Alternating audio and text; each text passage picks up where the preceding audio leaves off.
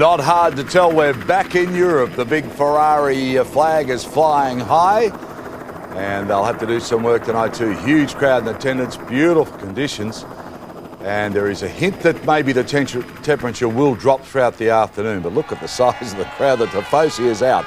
Ferrari Club, they're there from all around the world. Absolutely fantastic sight. Hello and welcome to the San Marino Grand Prix.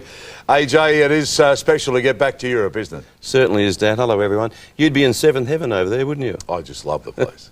But they've got a bit of work to do, and we'll come to that in a moment. First of all, let's have a look at the qualifying highlights. Timmy Gilbert has this report. The Ferrari's back home in Italy, and it looked like Michael Schumacher would get that record-equalling 8th pole in a row when he set the pace early.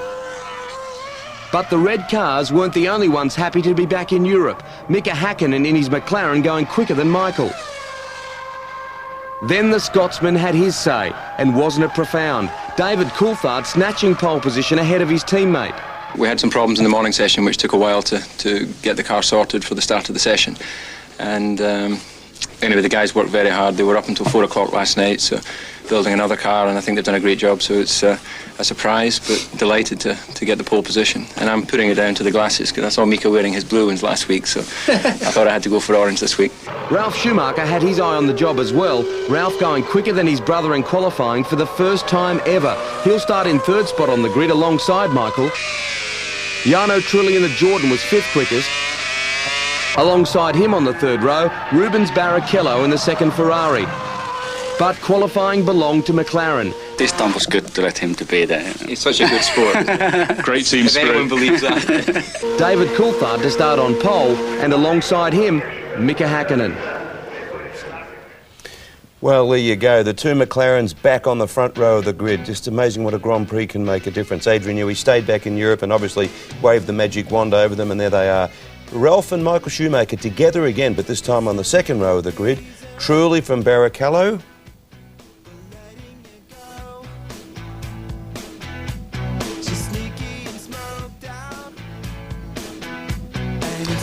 Well, they were waiting to get back to, we just got a little problem there, they were waiting to get back to Europe so desperately. Gee whiz, it's worked, hasn't it? Well, I mean, whatever he's done, it's obviously done the right thing. I mean, he made a public statement to say that he would be staying back in Europe. He didn't go to the last Grand Prix. He was going to concentrate on getting more speed out of the McLarens, and whatever he's done, it's worked. And the two Williams are going well too. Yeah, well, I mean, I think they're just going to go from strength to strength. I said this at the end of last year and at the beginning of this year, that BMW have always built a very powerful engine. When they were 1.5 litres, they used to wheel spin in 4th gear almost. But they've consistently now the quickest Formula 1 car down the straights. We're back onto the grid now with Montoya and Panis. Panis going extremely well on the BAR. Frentzen and Räikkönen. Now, what about that? 10th spot on the grid. He's never been there before. Like, he is just an unbelievable talent, this kid. Villeneuve from Heinfeld.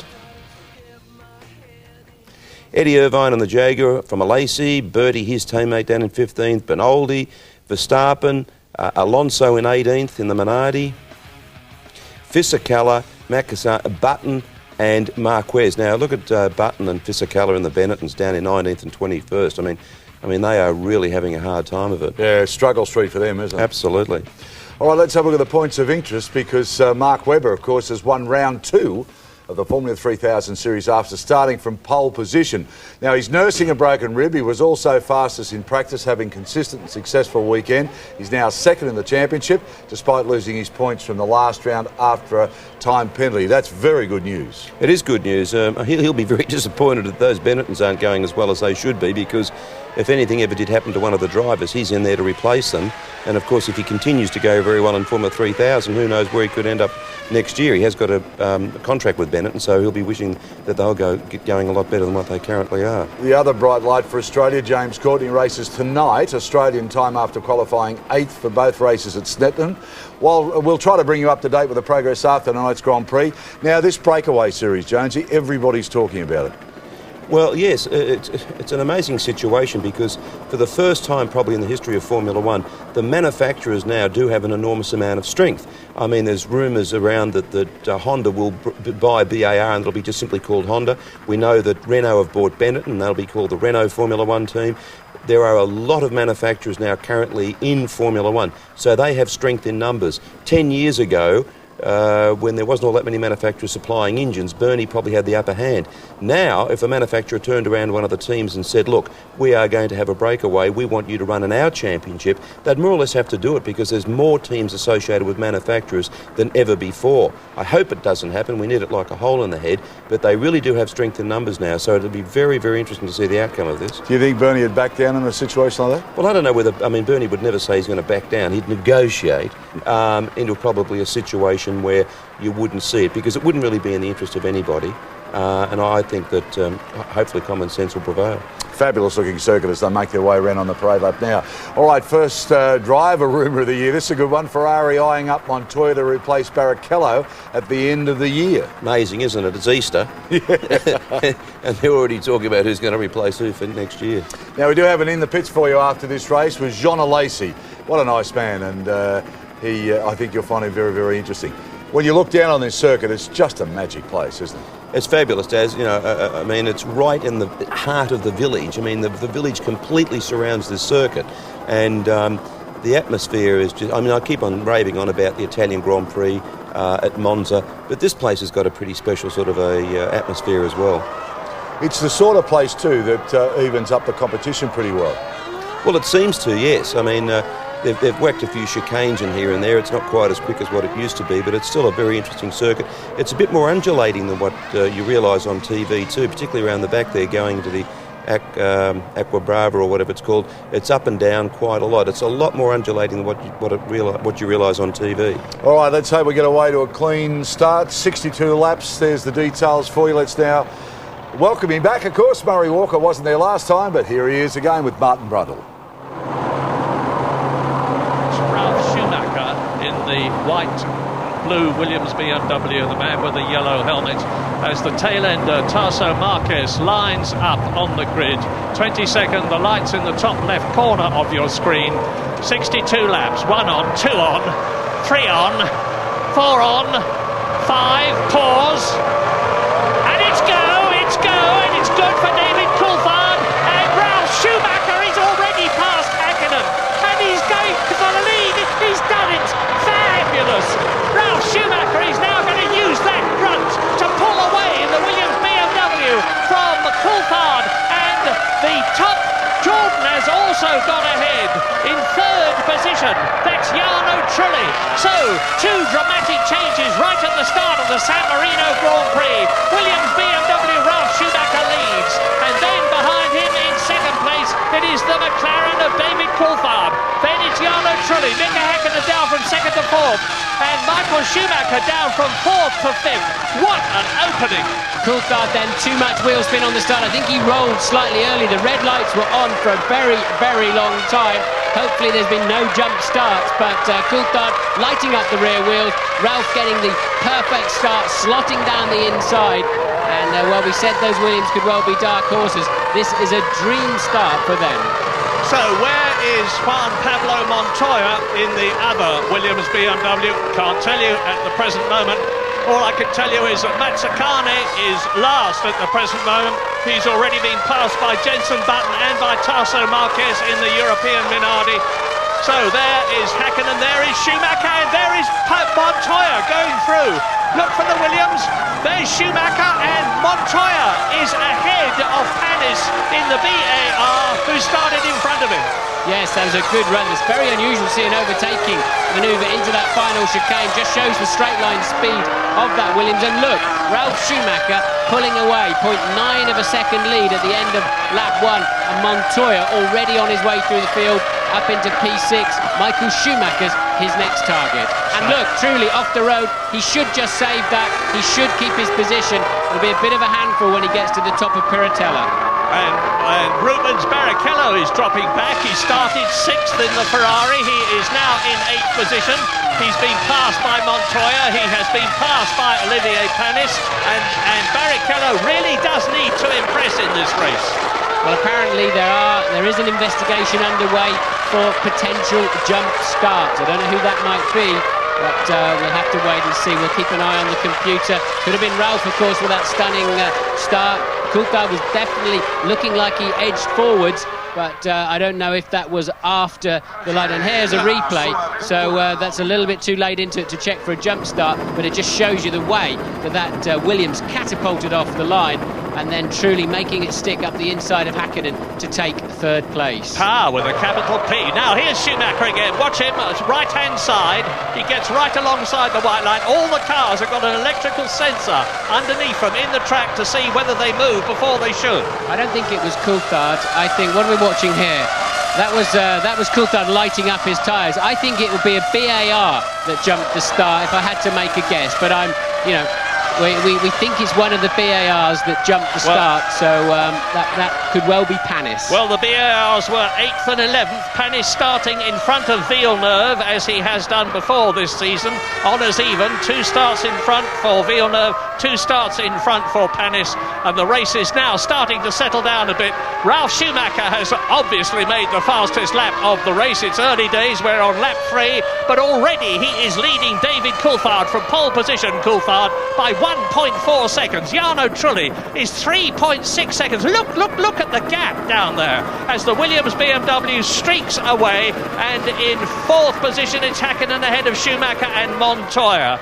So it is exactly as Williams, BMW, Schumacher, and I'm going to call him Ralf from now on. It's going to get very confusing if I don't. So Ralf is the man in the lead and Ralf is Schumacher. Now, what we don't know, of course, for any of these cars is what their strategy is. Strategy and tyres are vital, all important. Here is the race leader. Is he on 1 stop? Is he on 2 stops? There is the second man, David Coulthard. Jarno Trulli, Mika Hakkinen, Michael Schumacher, Pablo Montoya, Panis and Barrichello. Well, certainly the speed of Schumacher, he's over 7/10 of a second faster on that lap than David Coulthard, who's another 7/10 faster than anybody else. So Schumacher and Coulthard at the front just easing away. And look, the Ferraris are now nose to tail. That must mean there's been a mistake, or Montoya has...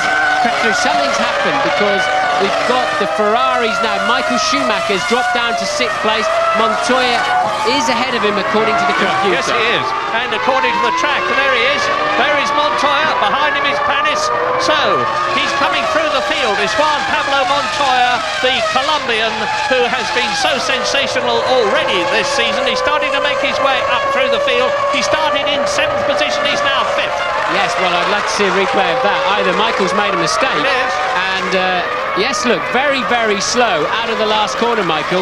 Lost a lot of drive, and then clearly picks it back up again. So some kind of gearbox problem then. We think even Barrichello now has passed Michael Schumacher.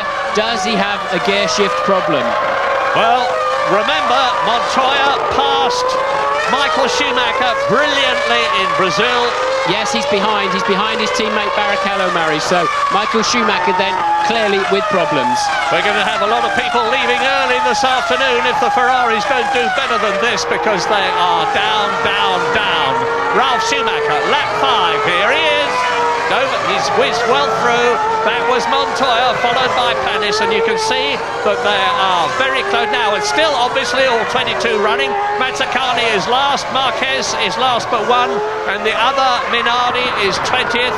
Jenson Button is in 19th place, so he's gained 2 places, and Bernaldi in the arrows has slipped down through the field a bit as Barrichello runs wide.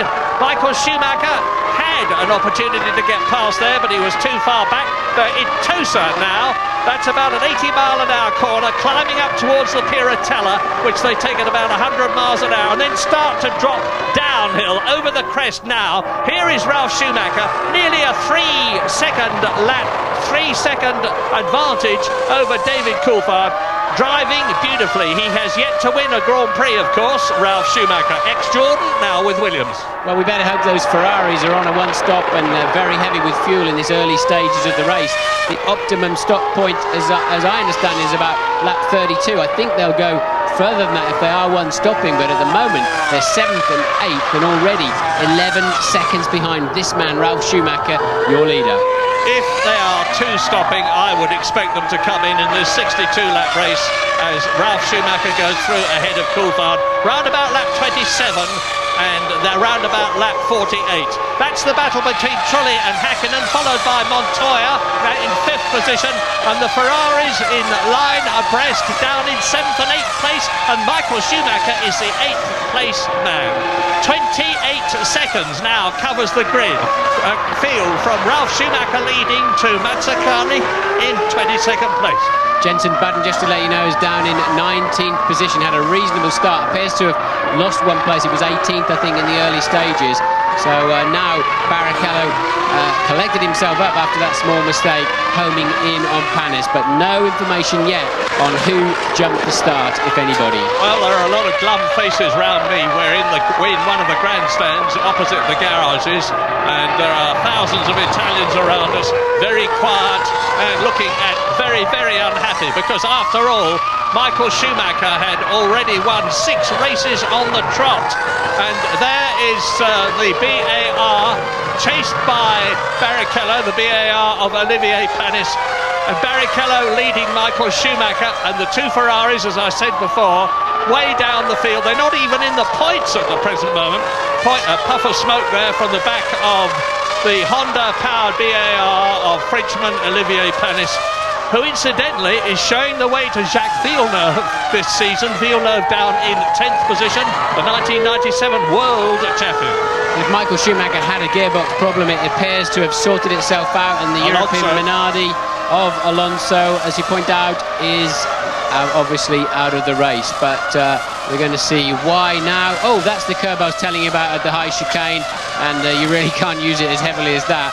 And, well, that's made a mess. Well, that's the first race in 4 that the Minardi team, who struggled so hard since Paul Stoddart has taken them over to get onto the grid at all for the first race in Australia, it's the first race where they have had any damage at all. And hopefully that's not going to be too expensive to fix. Now, look, Panis is definitely holding up Barrichello in 7th position.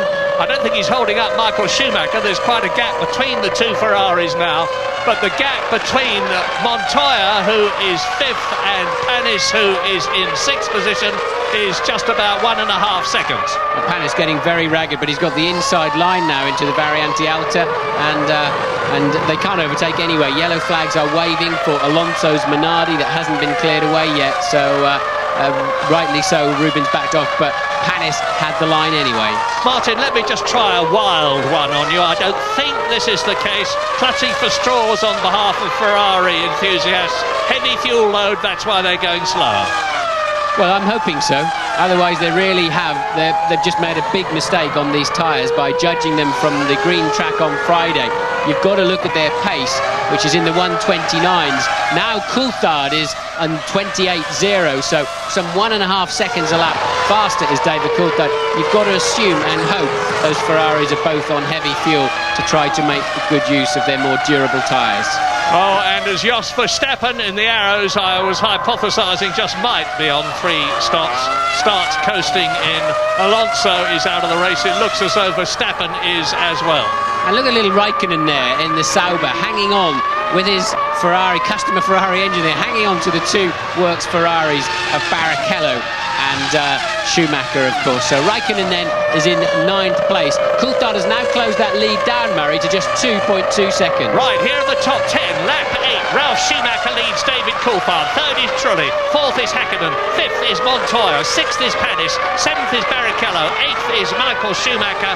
9th is Kimi Raikkonen. And in 10th place, Jacques Villeneuve in the BAR. And here are Panis, Barrichello, Schumacher, 6th, 7th, 8th. Barrichello's got a great chance this time around. He's going to have to try and go round the outside. You've got to do it, Rubens. You've got to get past him. He can't turn in on you now, and that was a good move from Barrichello. Had to make it stick. I was going to say, can Michael follow through while Panis is running wide? But Olivier, who is a crafty campaigner, he's been racing a long time now. This is his 94th Grand Prix. Shut the door in Michael's face. Oh no, you're not going to. And as you say, Martin, look at the way Kimi Raikkonen, only his 4th Grand Prix, 21 years old in the Sauber, is hanging on. I talked to Willie Ramp, the Sauber designer, this morning, And I said, why is the car so good? Is it balanced? He said, yes, we've got the car beautifully balanced.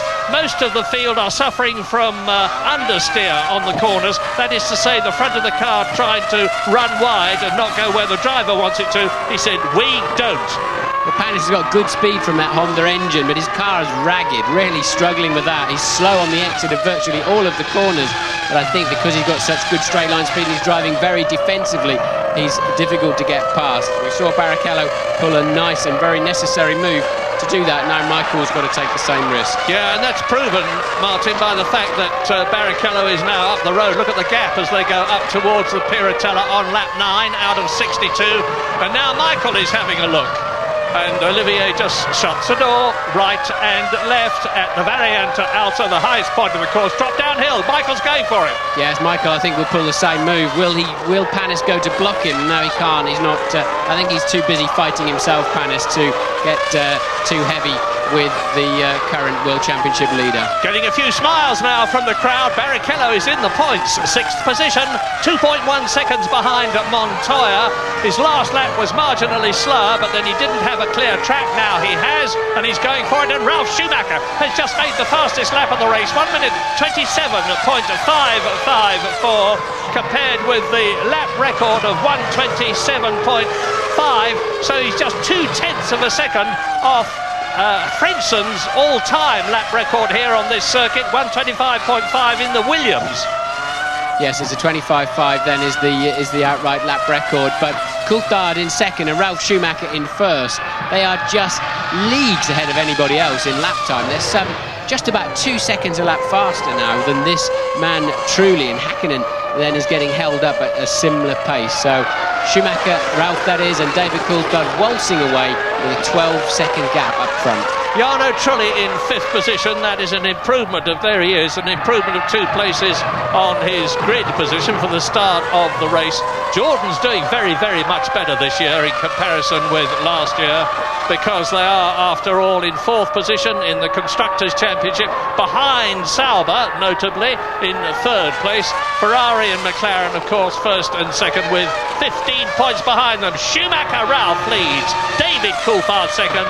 A big gap between Coulthard and Trulli, a big gap in Formula 1 terms, a very big gap, 10.2 seconds. And Ralf Schumacher, the man who has 14 years of karting experience behind him, where it's real cut and thrust, wheel to wheel, devil take the hindmost stuff, is revelling in it. We're revelling in it. You can join us soon. We're going to a break. Welcome back. Well, what a battle, Jonesy. Now, we're talking about the Ferraris with their one stop, but they also elected to go to a different tyre compound. Yeah, that's right, Daz. They're actually on a harder compound. They're on a harder compound than anybody else in the race. Now, we don't know whether they're on a 1 or 2 stop strategy at this stage, but the ambient temperature, I think, was only about 14 or 15 when the race started. The track temperature was about 26, so they may have just gone on the wrong tyre choice in terms of going on a harder compound. But, you know, Ross Brawn's no deal. Time will tell. And folks, at home, if you're sitting there, he's got a smile like a Cheshire cat because of Williams back in front. Where they belong. We'll go back to Murray.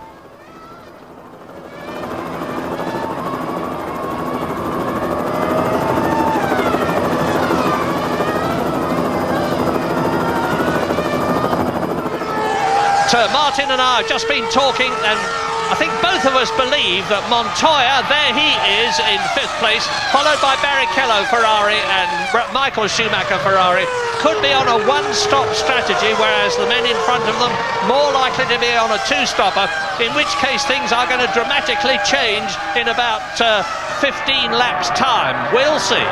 Yes, but of course, if you say it takes about 28 seconds to make a stop, already by lap 12, they are some 20 seconds behind, so it doesn't look like it's working out at the moment. Häkkinen getting a bit ragged out of Tosa. He's been in the dirty air of that Jordan through all 12 of the laps, and I think really struggling. Häkkinen out of position, I would say, but it's a wonderful duel up at the front. Ralf Schumacher and David Coulthard absolutely slugging it out lap time for lap time. James, what can you tell us? Well, down at Ferrari here, no drama whatsoever. They don't seem particularly agitated. Even when Michael Schumacher had that moment coming out of the final corner, it must have been some sort of glitch, but they don't seem too concerned. I think you're right, it's a terrific duel at the front, but I think what we're seeing today is split strategies within the team. I think they've sent one car out with a slightly lighter load than its teammate, so you'll see the Ralf Schumacher-David Coulthard partnership coming in a little bit earlier, I think, than Montoya and Häkkinen. It looks to me also as though Michael has got a lot of fuel on board. There's a long way for this thing to play out, but the key thing is what you just said there, Martin. Michael is 20 seconds, Michael Schumacher, 20 seconds behind the leaders already after just 10 laps, and he really has got his work cut out if he's going to make a one-stopper work for him today. Well, we're on lap 14, and I'm going to give you the gaps now so that you can take that into account. Schumacher Ralf is 1.8 seconds ahead of Coulthard, 17.8 ahead of Trulli, and you can see on the caption there what the others are. So now let me take you back to the track as you look at Montoya, Juan Pablo Montoya. You saw him talking to Louise Goodman on that Amsterdam trip. He really is an extremely nice, very balanced chap, and he's getting a bit major grip on Formula One. Yes, they've dropped Kimi Raikkonen now off the back of the two Works Ferraris, because we saw Schumacher and Barrichello make the move into Rivazza 1. Raikkonen's not been able to pass Panis, and he's tucked up behind him still. They've fallen over 6 seconds behind, which is a great shame. So it's given the Ferraris a bit of breathing space in 6th and 7th place. Lap 14, Coulthard having another attacking mode. He's quicker in that first sector than anybody regularly. He's got the car set up extremely well. He's been working with his mechanics. They had to rebuild the car after the first day's practice because he had gone off and damaged it. They were here until 4 o'clock in the morning, the McLaren mechanics. Back again just a few hours later to do the usual stuff that they have to do for the qualifying and other practice sessions. And look at the way they are closing up on each other now as coming towards us, Trulli, Häkkinen. We're riding now with race leader Ralf Schumacher as he laps Tasso Marquez in the Minardi, the European Minardi, on lap 15 out of 62. Yeah, so what's interesting is Ralph's quickest through the longer, twistier middle section, which suggests his tyres are very much in good shape, and he's able to pull now about 0.3 of a second out of Coulthard through this part of the racetrack, Acqua Minerale, and up through the top chicane. So that suggests that Schumacher's car is in very, very good shape. He said yesterday, I just hope it's not wet during the race. We're going to be in real trouble if it is. Well, it's 26 degrees now. It's getting hotter all the time, and the Michelins love the heat. Michelin is still feeling their way back into Formula One, feeling their way back very successfully, I might say, because this is the 4th race of the year out of 17, and they are leading it at the present moment. And Montoya in the other Michelin-shod Williams is in 5th position.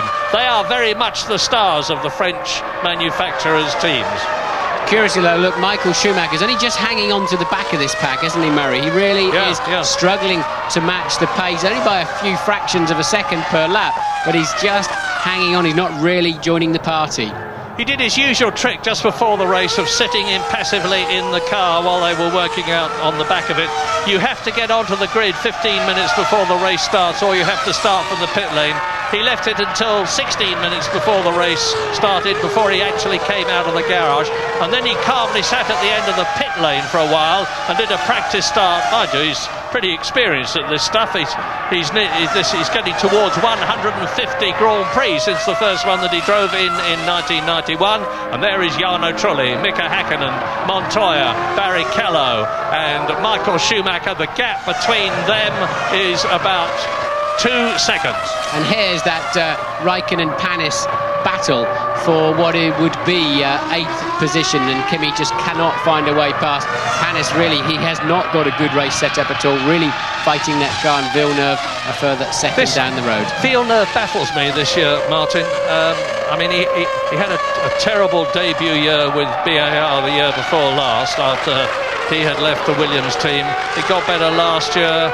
The car is much better this year, but somehow Villeneuve doesn't seem to be on it in comparison with the way Panis is going. Could it have something to do with the after effects of that colossal and terrible crash he had at Melbourne in Australia? Don't think so. I think he's just struggling to really get the car hooked up. Panis is doing a particularly good job. He's not doing much for Jacques Stock at this time, that's for sure. Oh. But you know, this was one of Jacques' great drives last year at this racetrack. Yeah. Tremendous drive to finish 5th, a charge all afternoon. But he hasn't got the car to his liking so far. Lap 17 now, and the gap is extending, getting bigger between Ralf Schumacher and David Coulthard. 2.1 seconds as, again, David Coulthard goes fastest in the first sector. It's very much a battle between the Williams BMW and the McLaren Mercedes. Let us not forget that McLaren are powered by that mighty Mercedes-Benz engine, which is made by the Ilmore concern at Brixworth in England. And a mighty fine engine it is. It's a new one this year, but it doesn't seem to be up to snuff as far as the BMW is concerned. Honda are there as well, of course. In terms of engine, we've got BMW leading, we've got Mercedes-Benz second, we've got Honda in third position in Jarno Trulli's Jordan. And the Italian Jarno Trulli is now nearly 21 seconds behind Ralf Schumacher. Jordan lost a lot of their key personnel over the winter. They've got an enormous amount of strength and depth. Here is Ralf Schumacher crossing the line. David Coulthard holding that watching brief in second place. They are now on lap 18 out of 62. Yes, and a new fastest lap, as you can see, for Ralf Schumacher. That was 4/10 faster than David on that last lap. So the gap now up to 2.6 seconds, and Ralf very much putting a spurt on in this sector of the race. We're going to take a short break. Jonesy, welcome back everybody. Well, it's a shame because Kimi Räikkönen was running in 9th spot and unfortunately just spun out. We'll give you a replay of that in just a second or so. Here we go now. Yeah, that's not a spin out. That is definitely some sort of mechanical failure. You don't lose the car going up the hill in a straight line. I think he's had some sort of a drive problem and it's turned the car left on him. We'll go back to Murray.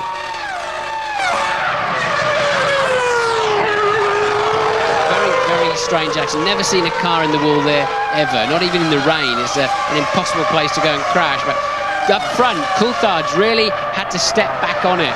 Ralf Schumacher put in some blistering low 1:26s, and Coulthard appeared as if he couldn't respond initially. Now he's also got down into the mid 1:26s. The current lead, Ralf Schumacher, is 3.4 seconds over David Coulthard, and it really is a slug at the front. They're just going for each other. They got some 25 seconds over the third place man Trulli, and Jenson Button then in from 17th place for what is a very early pit stop, if that's a scheduled stop.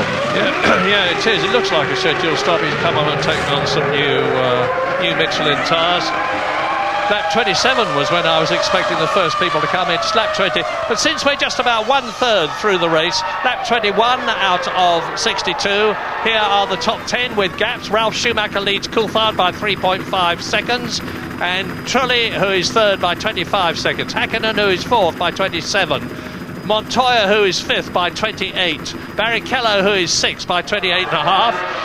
Michael Schumacher, who is 7th by just under 30. Panis, who is 8th by 40 seconds. Jacques Villeneuve up into 9th place, 41 seconds behind Ralf Schumacher.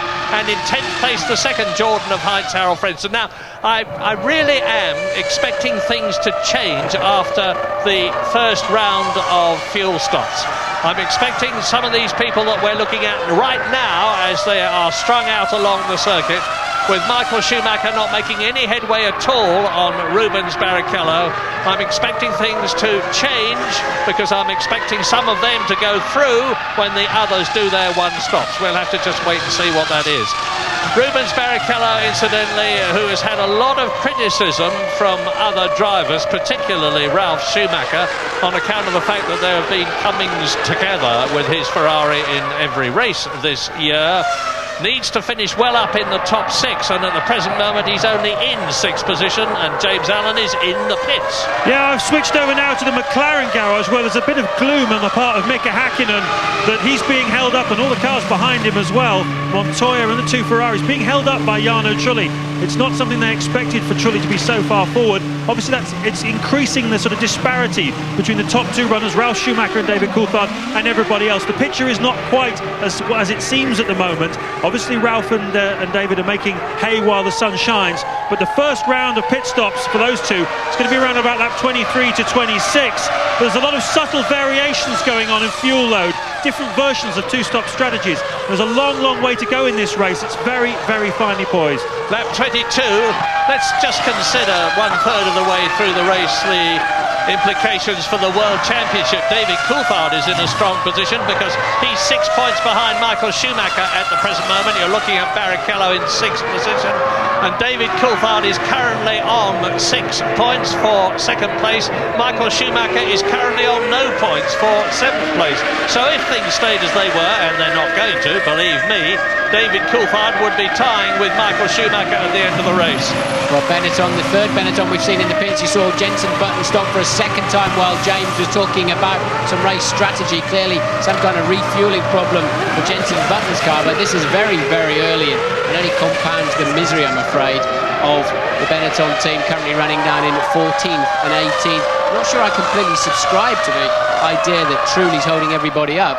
So Häkkinen is 1.5 seconds behind him and lapping roughly the same pace. Clearly it would have damaged Häkkinen's tyres a bit earlier on in the race, but he's not. Look, there it is. See for yourself. Not exactly climbing all over his gearbox, is he? No, there's Raikkonen being taken home on the back of the motorbike. No, I'd second that. I'd say that Jarno Trulli is driving an absolute blinder of a race to stay the way he is, ahead of Häkkinen, Montoya, Barrichello and Schumacher.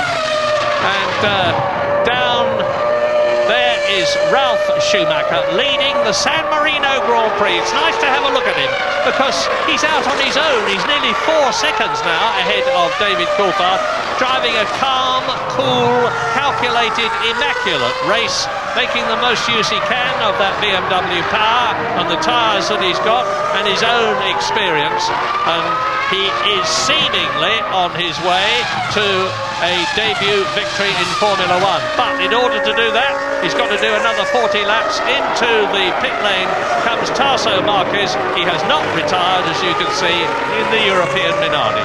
I think it's very significant what's going on at the front of this race. Remember, had it stayed dry and with no problems in the previous Grand Prix in Brazil, either Ralf Schumacher or Montoya, either of them could have and would have won the race. So I'm absolutely sure that we're looking at that. So Michael Schumacher, I believe he's got a front left puncture, so a miserable afternoon continues for Ferrari, and luckily he knew there was a Benetton coming around the outside of him there. Michael's going to lose some half a minute on this. Hopefully it won't delaminate, Murray, and start ripping the suspension. But there you can see a punctured left front, and he's got to go carefully such that doesn't do further damage. Well spotted. Was that instinct, or could you really see it? You could just see the car was hanging low on the left front from the overhead shot. Incidentally, we may have a look at the magic front brakes on the Ferrari. They've got some special combination of circumstances as a result of which there is far less wind resistance. But anyway, that's all academic. It looks as though Michael Schumacher is going to have to do another of his classic recoveries if he's going to go anywhere in this race. And look, the people he was running with are right down at Tosa, and he's cruising around Rivaz at the far end of the circuit. He's already half a lap behind, and that's not going to help his championship chances at all. So, looking good for David Coulthard. Even if he just finishes second in this race, he would be tying for the lead of the World Championship with Michael Schumacher, assuming Schumacher does not finish in the points, but he's going to struggle, even Michael Schumacher, to do that. Now, the Ferrari team already, they're going to attack the car. Up goes the front, up goes the back, on goes the fuel filler. Obviously, they're filling up and changing all the tyres and wheels at this point. Force majeure, they've got to do it. He's a long fuel stop.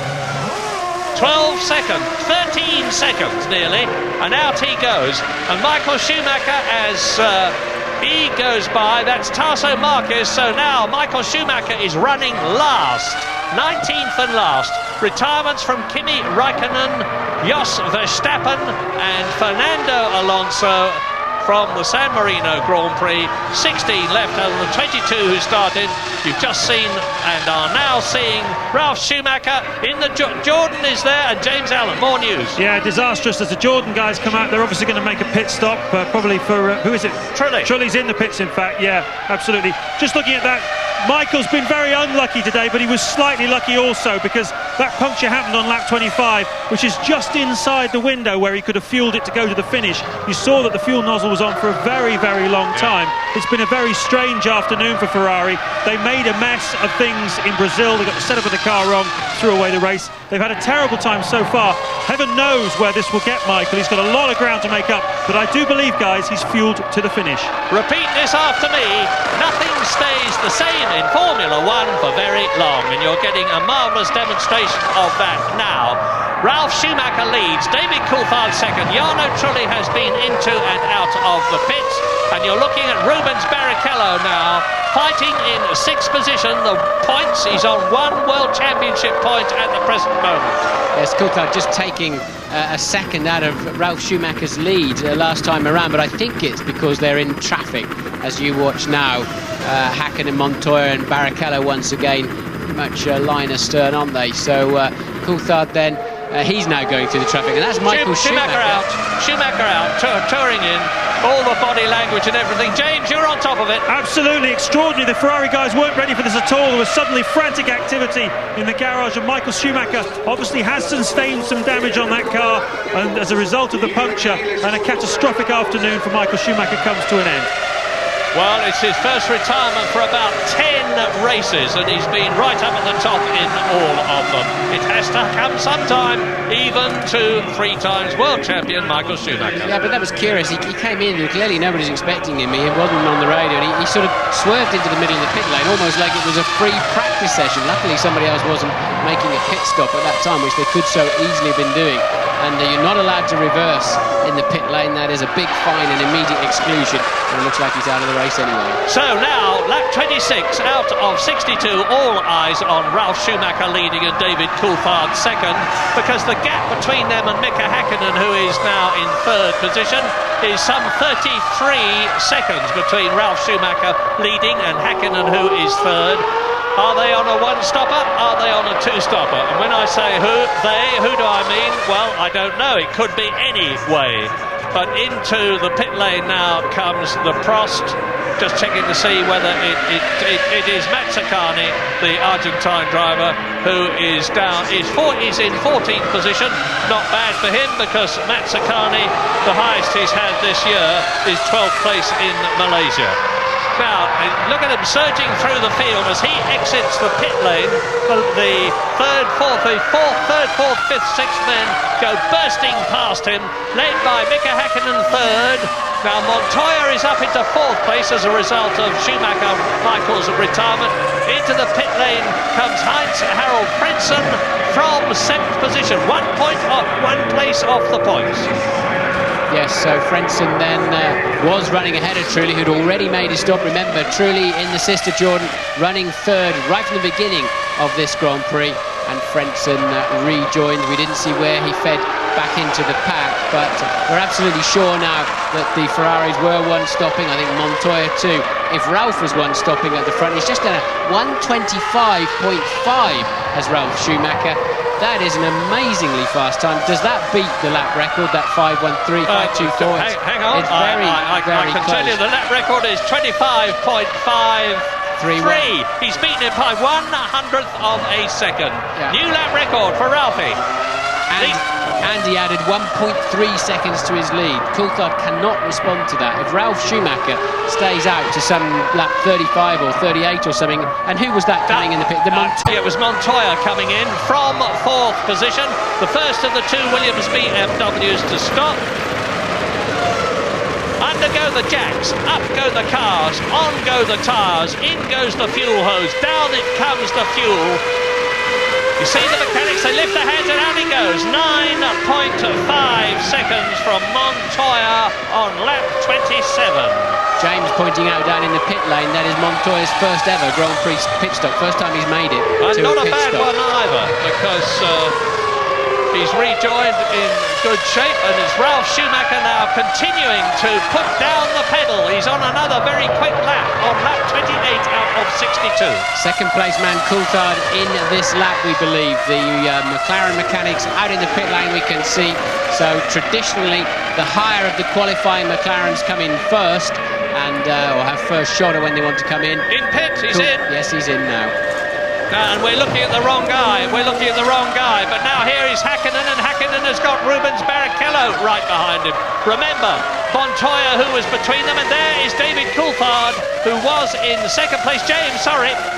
Tyre wear pretty significant, I have to say. Remember that McLaren are running the soft of the Bridgestone tyres, and the mechanics are walking past me now carrying what amount to slicks, really. But Coulthard driving very nicely today. Great fight between him and Ralf Schumacher. And I heard what you were saying before, guys, about how well Trulli was driving, and it was no slur on him at all. But because it's so difficult to pass here, I think the guys behind him were just stacked up, biding their time. For sure, McLaren felt that Hakkinen has lost ground, but we'll see now whether they can make it up. And look, this is Montoya chasing Trulli, so the computer hasn't shaken it all out yet after those stops. That Frentzen or Trulli? No, it's Trulli. We think it's Trulli. Yeah. So Montoya then, and we know they've got great straight line speed. Will he be able to have a nibble up the inside? And Trulli covering his line very, very well. I'll take the inside. Oh, look at that! Montoya says, I'll have the inside on the next corner, and I'll have the place. Thank you very much. Good afternoon. Off I go. And Montoya moves back into the .6 position. Well, that was candy from a baby, wasn't it? I mean, Trulli put his car in the right place and then didn't commit, didn't go for it. When Schumacher in, Ralf Schumacher in. Sorry, Martin. Ralf Schumacher in, race leader. 7 seconds lead over David Coulthard in the McLaren Mercedes. Nice clean stop. 8 seconds, out he goes. Ralf Schumacher now. I was busy talking about him. I haven't seen David Coulthard go through, but I guess he must have done. And looking. Ralf had a 7-second lead, Murray. He put those fast laps in. So there, Coulthard, I've just heard the McLaren go past now. So Coulthard very much now in second place. Hakkinen in, yes. And Barrichello then is going to move up to a temporary third place. So watch this one carefully. Mika Hakkinen, double world champion. Yet to do well this year. He's only got 1 World Championship point as Mika Hakkinen. He's had a very bad start to the 2001 season. And virtually a slick right front again on that. So it does appear then that both Ferraris were one-stopping. As we said, we thought that Montoya was one-stopping in the other Williams, and clearly he wasn't. So really, McLaren the first to blink on the pit stops up at the front, but only by 1 lap. Ralf Schumacher then maintaining his lead. And Villeneuve, who had been in 5th position, exits the pit lane in the BAR. Incidentally, the Bridgestone right front of Mika Hakkinen in the warm-up this morning lasted 5 laps, and it was virtually as slick. There have been confident predictions that if a team does well and finishes on what are in effect slick tyres as opposed to 4 groove tyres, there'll be a protest from somebody because they might be judged to have an advantage by having more grip. But anyway, we're on lap 31 now. We're riding with Ralf Schumacher in the Williams BMW up to the Tamburello, left, right. Now he accelerates away. He's doing 185 miles an hour. And with flames coming out of the back of the Prost, that is, I'm just checking whether it's Mazzacane or Alesi. It's Mazzacane, yeah, it's Mazzacane retiring in the Prost with its Ferrari engine, last year's Ferrari engine, ablaze at the back. It's probably an oil line that's broken and a bit of oil catching fire. Hopefully the marshals will be on it. Yes, there they are. They're very, very good. I remember when Gerhard Berger had his terrible crash at the Tamburello in the Ferrari and it caught fire with him inside it.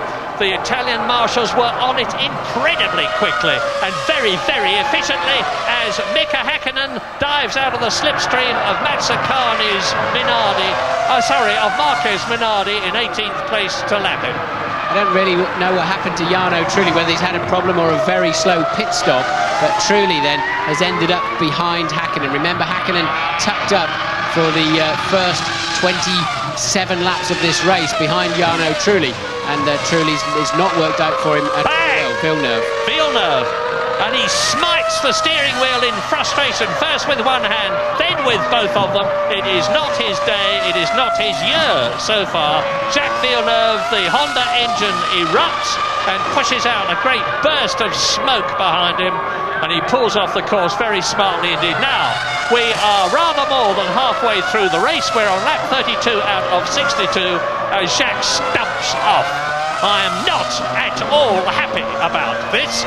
And Ralf Schumacher is leading David Coulthard by 9.3 seconds. Barrichello is in third place and has yet to stop. Mika Häkkinen is in fourth place, 20 seconds behind him. It's going to be nip and tuck. There is Barrichello, incidentally. Montoya is in fifth place and he has stopped. And Jarno Trulli is sixth and has stopped. So we've just got the Ferrari that you were looking at a moment ago as Eddie Irvine comes in from seventh place in the Jaguar to stop. Yes, and quite clearly then the risk that Ferrari took with the harder tyre and the one stop is not working. It is not working. Barrichello is 20.2 seconds behind the leader Ralf Schumacher, and they've all got to stop one more time. You know, I'm always worried about saying something is going to happen because so often it doesn't. But I will ask a question. Are we about to see an historic race? The return of Williams to victory, accompanied by BMW and Michelin. Because Ralf Schumacher has certainly got a major grasp on this race. The last race that Williams won, and it was not with a BMW engine then, it was with a Renault engine, was the European Grand Prix at Jerez in 1997 when he won the World Championship. Barrichello in then, so third place man Barrichello in on the ideal stop point at the end of lap 33, so Barrichello in for what will be his one and only stop of the afternoon. Didn't put much fuel in it though, did they? No, and I'll tell you why, because Mika Häkkinen is bearing down. I haven't seen him go past yet, and it looks to me as though Rubens Barrichello has retained his third position in the Ferrari. Yes, he has. Rubens Barrichello is still third after his pit stop. There is Mika Häkkinen in the background. Yes, they've changed the strategy then. They've elected to short fill it and keep track position over Häkkinen, and now they know that with their fresh tyres and not too much fuel on board, Barrichello should be able to pull out an advantage. But they're racing for the final place on the podium, subject to reliability. Ralf Schumacher, David Coulthard, way out front. Right, let's quickly establish what is happening. Michael Schumacher is out of the race, no points for the first time for about 10 races. His brother Ralf leads on lap 33 out of 62. David Coulthard is second. Barrichello is third in the Ferrari. Both McLarens are in the top six because Häkkinen is fourth. Montoya is fifth. Jarno Trulli is sixth. We are leaving here, and as usual, we will be back. Join us then. It is the 35th lap of 62 in the San Marino Grand Prix at Imola. You are looking at Rubens Barrichello, who has made his pit stop, as have all the top six. And Barrichello got out of the pit lane after having had a very short stop and taken on less fuel than he might have done normally in order to stay ahead of Mika Häkkinen in fourth place, which he did. Here is Ralf Schumacher continuing to dominate the San Marino Grand Prix, leading Coulthard by 12 seconds. After that magnificent start. Remember, he started from third place on the grid and he burst through past the two McLarens and surged away, and he stayed at the front ever since, including his pit stop. Superb driving, reminiscent of his brother. Tell you what, it might be Easter Monday tomorrow. Coulthard then 12.6 seconds down, but there's some heavy meetings going on at McLaren, Ferrari and one or two others. These Michelins are looking seriously strong very, very early, and some of those are going to want to jump quite soon without upsetting the apple cart where they're at. Yeah. And clearly there'll be some politics going on if some of these teams decide they want to jump to Michelin. Yeah, I must say I've never had any doubt that the French concern would be up the front very quickly. They've been in Formula One in the past. They've dominated motorcycle racing and just about every category of motorsport when they've been in it. They've got an enormous number of very experienced people at Clermont-Ferrand where they do their designing and manufacture, and they didn't come back into Formula One lightly. They came back to win, but as you say, Martin, I don't think anybody expected them to win their fourth race after their return. They haven't won it yet, of course. We're on lap 36 out of 62, but they're certainly looking mighty strong as they did in Brazil. And there is Mika Häkkinen. Well, look at Mika Häkkinen's lap time compared with that of Rubens Barrichello in front of him. He is marginally slower. He's certainly not gaining on the Ferrari at all. So whatever Ferrari's plan was, in terms of tyres, doesn't seem to have worked. Starting on the harder Michelins, which were about half a second a lap slower in qualifying, may well have been counterbalanced by their strategy, as race leader Ralf Schumacher, that you are looking at, comes up to lap Eddie Irvine in the Jaguar. Yes, I think it's a point we've got to make, actually, because we're talking about the Michelins being very good today. The next Michelin runner is Eddie Irvine, some 83.8 seconds behind, who's about to be lapped. So we mustn't forget, there's a pretty solid motor car there that Ralf Schumacher's driving and going extremely well. Nor must we forget that Sir Frank Williams and Patrick Head made their choice to switch from Bridgestone to Michelin very early on, as a result of which it was a BMW chassis with Jörg Müller, the German ex-Formula 3000 driver, at the wheel that has done all the development of these tyres. There are the Williams people in the pit lane. There is Eddie Irvine. Well, he's in 9th position in the Jaguar. If there's a bit of rot, he might even finish in the points, because there's still a lot of this race left to go. Some 26 laps. Now let's compare the speed of the Cosworth-powered Jaguar with the BMW-powered Williams as Ralf Schumacher closes up on Irvine to pass him. Eddie will see the Williams in his mirrors. He'll move over, he'll let him through. A very experienced campaigner, and we'll be able to see how Ralf Schumacher now stretches his wheels as opposed to his legs and surges away from the Jaguar. We're with him now. So then up over the top of the hill towards Piratella, and see how quickly the corner comes up on you. You must get in quite early. There's plenty of space on the exit, and Ralf really not fighting that car at all, is he? And sweeping through the right hand is a bit bumpy on the way through, and then the steering loads up heavily as you go into the foot of the hill and pop over the crest, using all of the track you can find, and keeping it as smooth as you can. And another corner that pops up on you, you just got to clip a little bit of curb, but as we saw with Alonso earlier on there, too much curb, and you just leap through the end, spear straight in the wall, and then you just release your grip on the steering slightly before grabbing hold of it again and braking hard down into Rivazza. And Ralf, just with a touch of understeer, the car absolutely working beautifully then, and no correction on the exit, no apparent large amounts of wheel spin, and that's why you just keep driving forward. And when your car's working as well as that, it just seems so easy. Now take it easy, passing Marquez, Ralf. Remember what happened to Montoya in Brazil when he came against Jos Verstappen, and he was in the lead. Now, I've said well done by implication to Frank Williams and Patrick Head, but as ever, it's a team of people that design a Formula One car, and jolly well done to Jeff Willis and Gavin Fisher, who are respectively the designer and the aerodynamicist of the Williams concern at Grove, and everybody else, because no one man can design a Formula One car.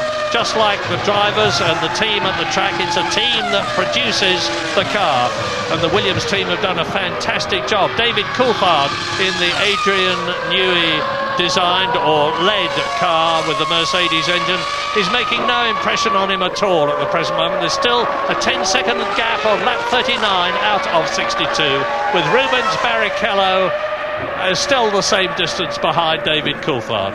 Yes, you can see the times on your screen, but that's really very much as they're going through traffic. Coulthard now has got the lead down to 10.3 seconds, but he's really very much driving for his World Championship this afternoon. Ralf desperately wants that first win for his Grand Prix career. Hasn't won since Formula 3, I think he was talking about to us the other day, and quite clearly Ralf on a different mission this afternoon. When Ralf put that spurt on just before the pit stops, and Coulthard, smart guy, he'll understand and realise he cannot match that. He's got to drive for those 6 points, and hope he lucks into 10. Well, at the present moment, McLaren are closing the gap in the Constructors' Championship by 4 points on Ferrari, who are leading it. We'll have to wait and see what happens, and you'll be back with us after the break.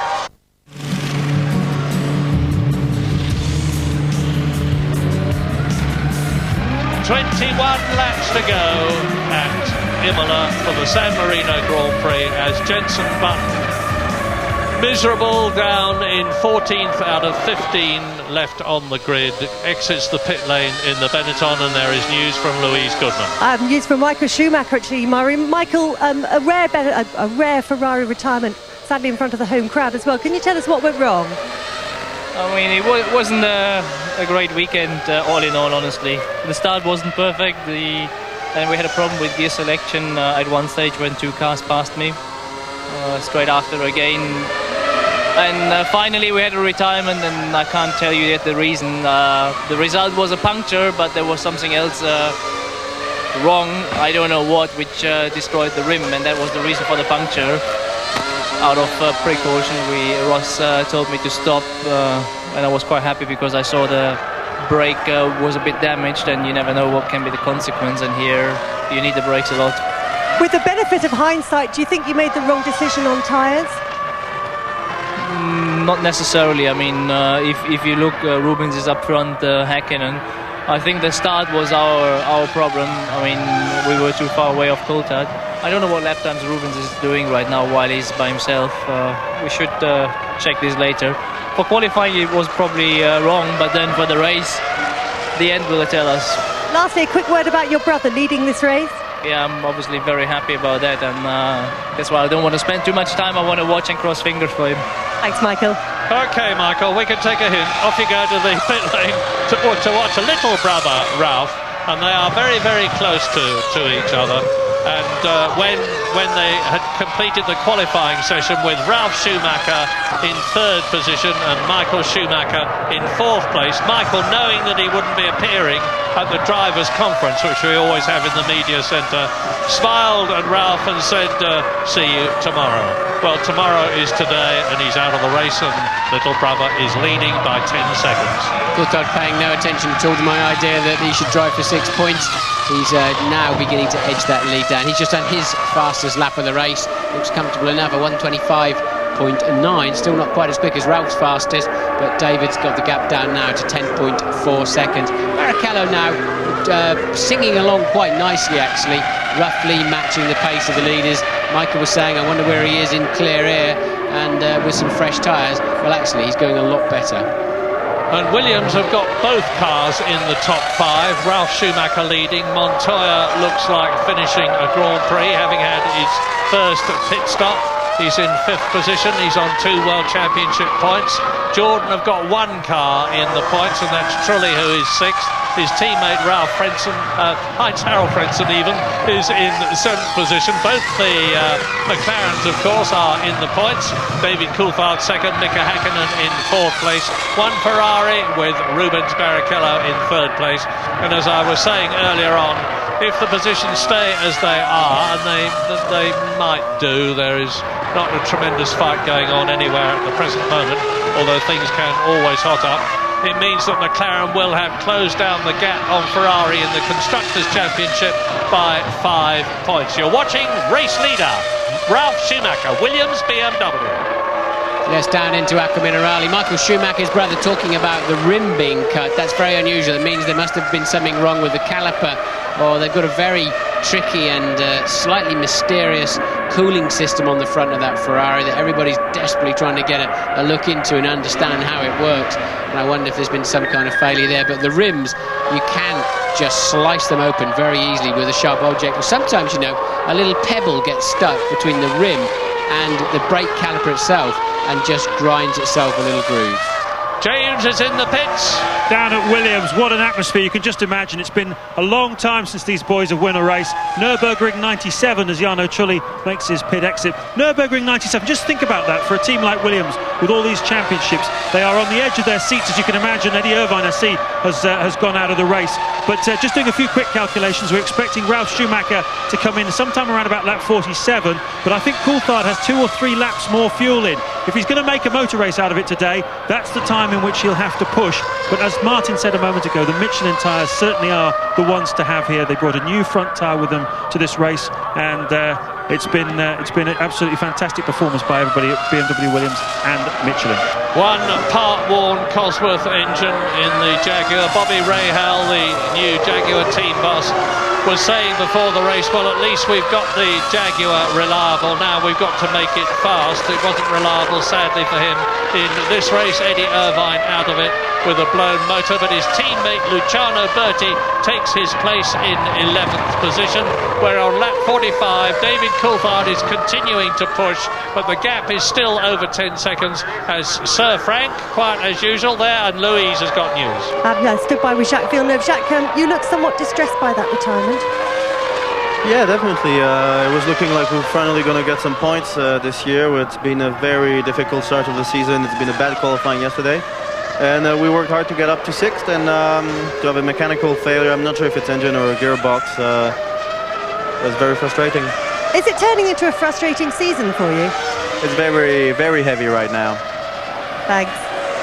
Not a happy man. Fredson out. Coulthard in the pit, Murray. Coulthard then for his second stop. He was just put in a 1:25.5 last time around, really trying to close that gap. It was 10.5 seconds last time around, and a good clean getaway then for David Coulthard, who's not really under any threat from behind. Barrichello 28 seconds behind him, but he now, if he wants to put some pressure on that Williams, and he really wants to push Ralph. There you see Barrichello still coming around the last corner, so Coulthard then easily maintained second. Maybe he does need to keep pushing Ralph, you know, and see if he can force some kind of brake problem or whatever and maximise his points today, while Michael Schumacher has become yet another spectator. Well, for sure, if David stays where he is, he's going to be the joint leader in the World Championship. And before the season even began, Ron Dennis, who knows how many beans make 10, said, watch David Coulthard this season, not Mika Häkkinen, watch David Coulthard. And remember, Mika Häkkinen was world champion in 1999, he was world champion in 1998.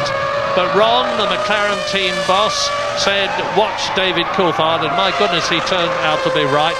That start with second place in Australia, then a third in Malaysia, then of course he won, and in comes Ralf Schumacher. Now let's compare his stop. We didn't really get a time on David Coulthard because the counter had gone berserk. Oh, that's not bad. That's not bad. I would reckon that I was in my mind saying that David Coulthard had done just under 9 seconds for his stop.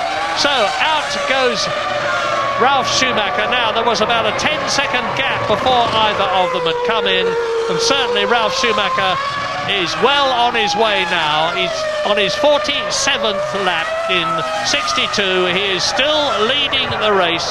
Now, he's driven in an awful lot of races, but he's facing the prospect as in comes Mika Häkkinen from 4th position, and Ralf Schumacher is facing the prospect of winning his first Grand Prix. The pressure is on. It is, but he's driving brilliantly, isn't he? Look, I mean, Montoya on the same strategy now, who we're all raving about, is some 51.7 seconds behind Ralf. So that just, I think, tells you what a great job this man Ralf Schumacher has done this afternoon. I can't see, I mean, we think Coulthard's pit stop was about 0.2 faster, and it depends on the out and the in lap, so maybe the gap's going to be around 10 seconds again, and I really can't see where David's going to be able to pull 10 seconds out of Ralf Schumacher in the last 15 laps, and it's 10.065. Wasn't a bad guess. What will his mindset be, Martin? Might it be I'll settle for 6 points and not try to take 10 seconds lead out of a bloke who is absolutely flying? I just don't think he's got, you know, the car's so good that Ralph's got with him today. I can't see that David can pull 3/4 of a second per lap. Ferrari guys getting ready there for Barrichello, who changed the strategy halfway through the race to leapfrog Häkkinen. There's no way David can pull 3/4 of a second per lap out of this man without taking unnecessary risks.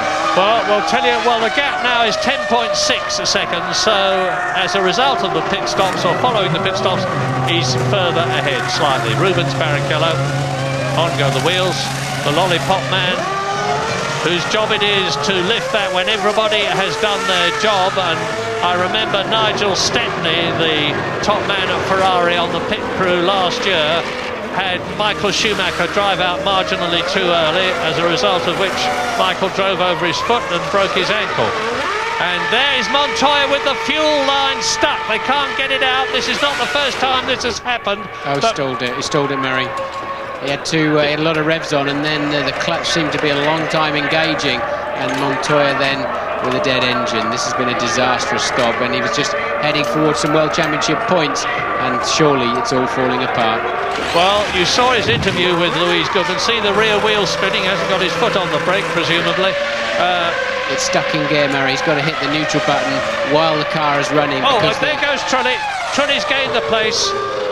Yeah, you've got to, the pressure decays so quickly. You've got to hit the neutral button with the car up in the air. Otherwise, there's no hydraulic pressure left in the system. The front brakes are on fire. That's not a major drama, providing he can get out quickly. Oh dear, Montoya, if there's any bad luck going, it's like Johnny Herbert used to be.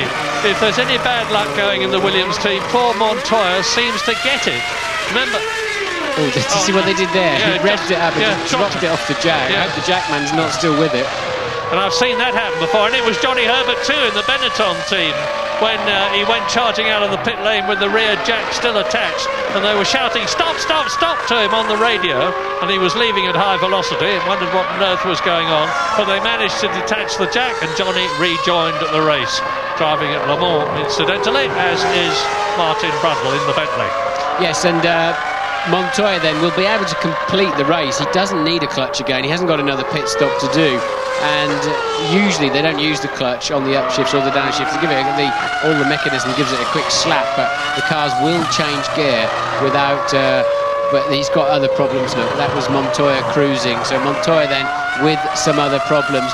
Normally the car will change gear absolutely fine without a clutch. You need it for the start and you need it for the pit stops. Well, there's one man with a smile on his face as a result of that, and that is Eddie Jordan, because now as Montoya really does cruise, and you see Luciano Berti in the Jaguar, and we've got more news from James Allen, who is being hustled out of the Williams garage because they're making a space for the car of one Pablo Montoya. I think he's going to retire from this motor race, guys.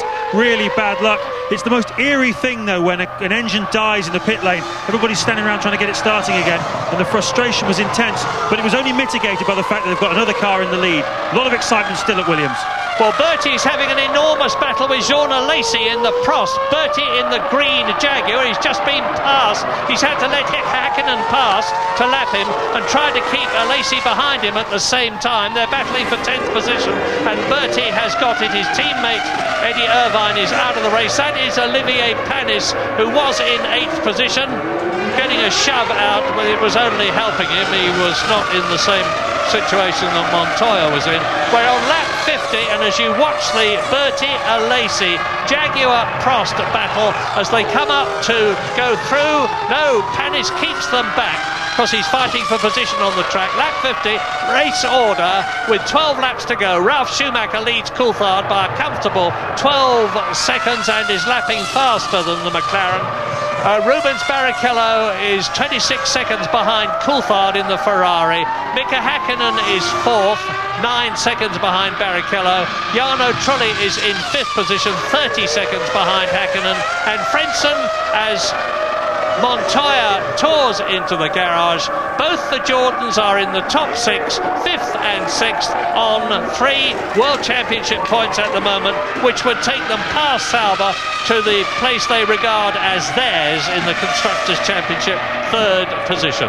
And for the 4th race in succession, Juan Pablo Montoya, who led in Brazil, retires. And that is Jenson Button fighting the Benetton. He's down in 13th out of 14 positions.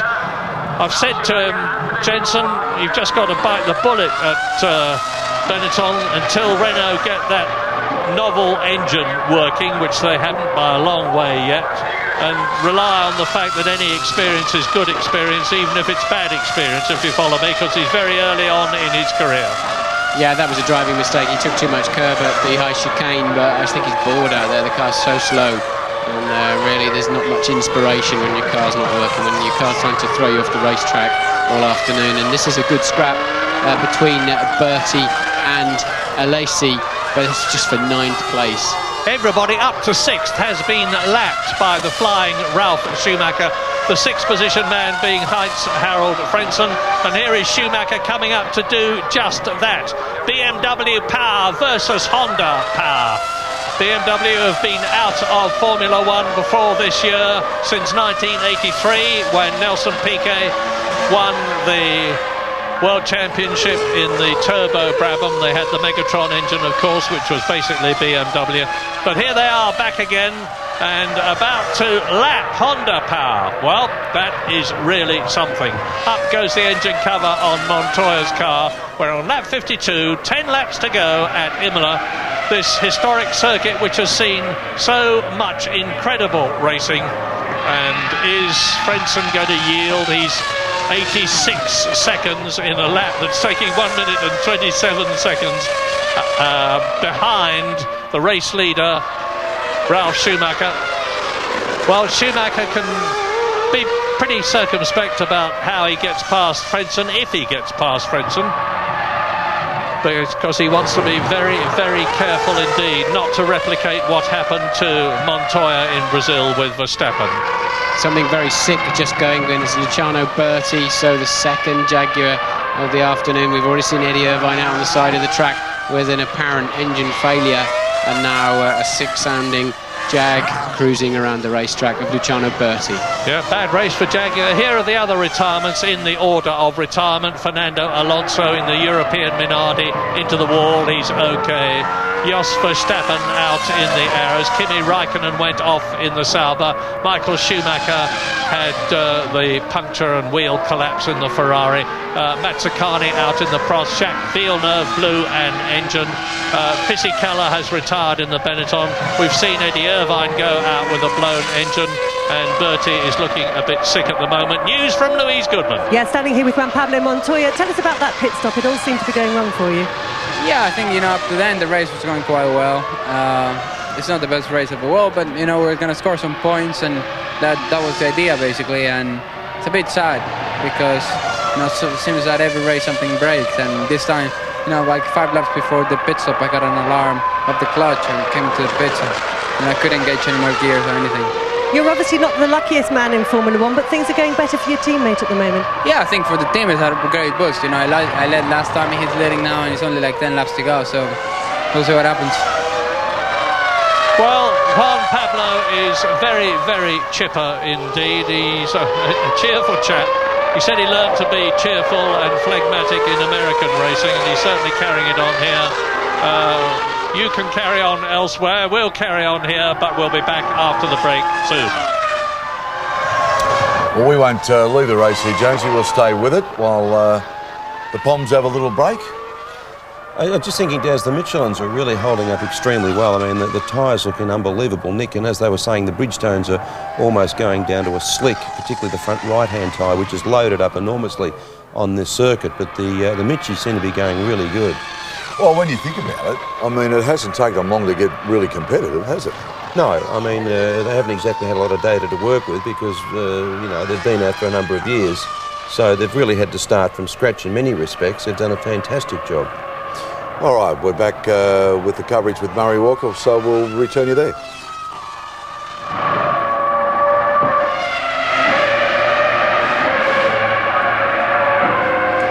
Do not have an answer to Ralf Schumacher.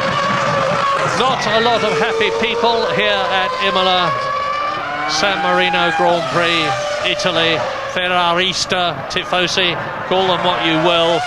They are not getting much to feed their emotions on except to watch this man, Rubens Barrichello, third in the race, and there's no way he is going to improve his position in terms of speed. The only thing he can hope for is that either Coulthard or Ralf Schumacher, in respectively the McLaren and the Williams, or both of them, do badly. I've seen stranger things in a Grand Prix, but it would be very strange if Rubens Barrichello finished anywhere other than third position. He's not really challenged by Mika Häkkinen, who is not definitely having the best of years. 1 World Championship point in equal 9th position in the Drivers' World Championship, as we ride again with Ralf Schumacher. Enjoy the sound of the Williams BMW engine.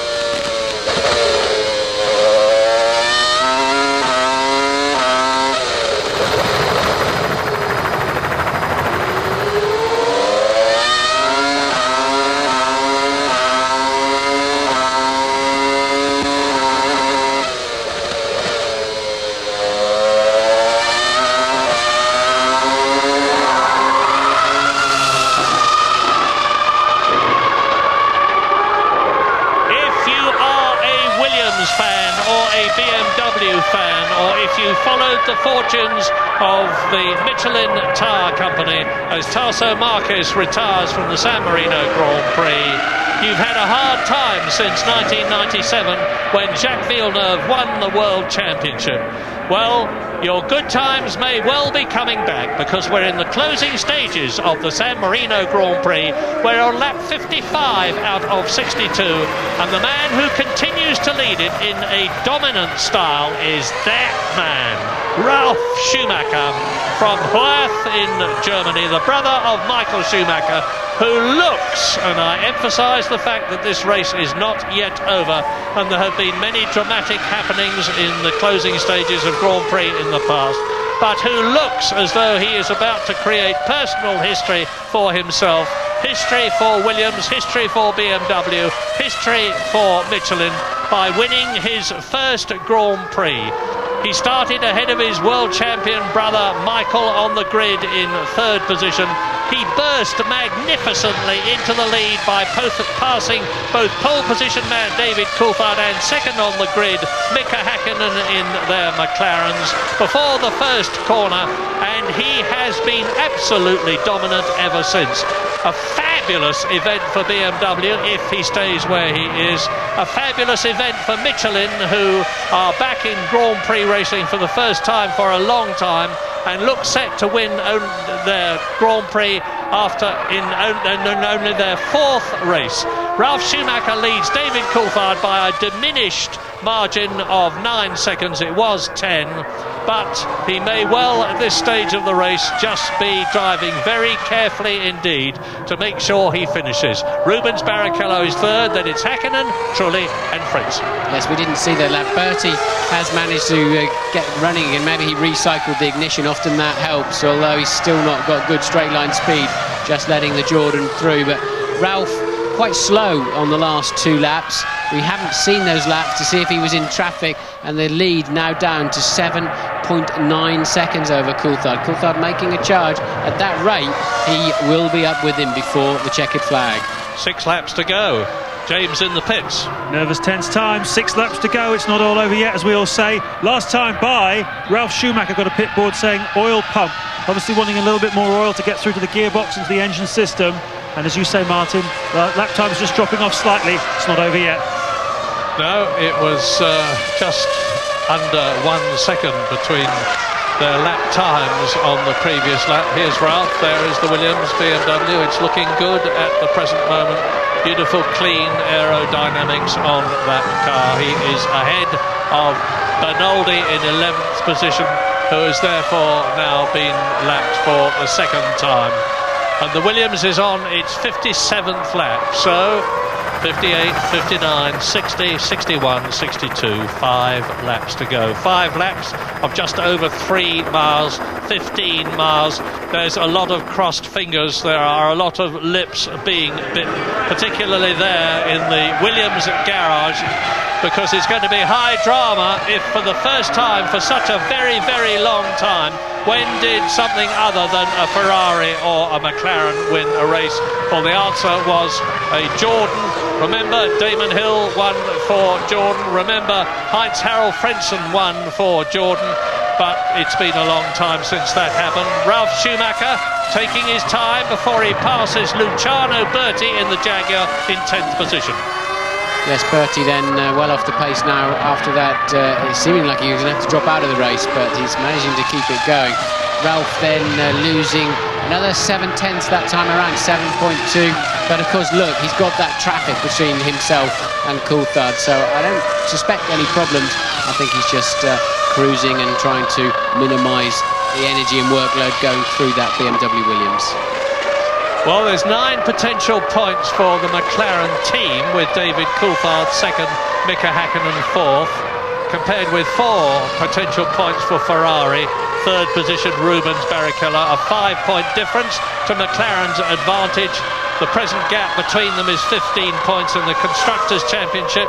McLaren are going to be closer to Ferrari. Like I say, nothing stays the same in Formula One for very long. Ferrari, who look so very dominant, have been answered by McLaren. They've been patiently working away.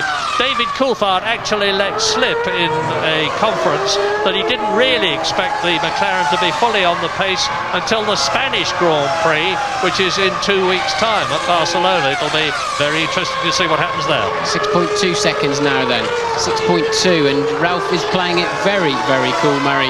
If he's got the oil sign, maybe he's got some high temperatures and he really does want to coast, he's going to have to pick his pace up again, because Coulthard now sensing a charge is going to be necessary. This is a slow-mo replay, just shows you the shock load and energy going through those front tyres up at the Variante Alta, the top of the circuit.